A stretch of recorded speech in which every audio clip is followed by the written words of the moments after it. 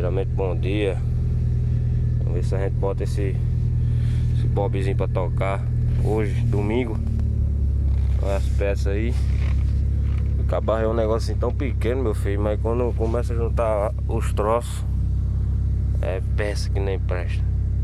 Quer dizer, que presta, né? Olha, equipador aqui, ó. Tem uma presa ali já, deu pra rir. Luanson, Rasos Cabaré. Tchau. Agora vai. Será que toca hoje? Aqui é o seguinte, desmonta um pra montar outro. Né? O somzinho aqui que é da cor no de Adson foi desmontado, né? Porra, desmontei e Adson não levou esse couro. Quem me deu foi minha mãe, quem me criou foi minha avó. Ela não me deixou só. Menino, escute, tá novo. Menino, escute, a contar da minha avó.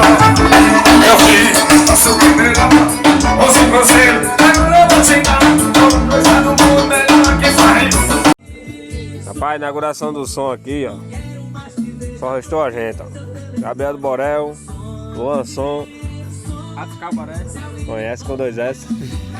Ô cano do caralho. Rapaz, passamos o domingo todo trabalhando, moço. Agora 11 horas. tomar uma, né? Agora é, velho. Não, agora a gente tá terminando já. Sacanagem. Deu trabalho, mas deu certo.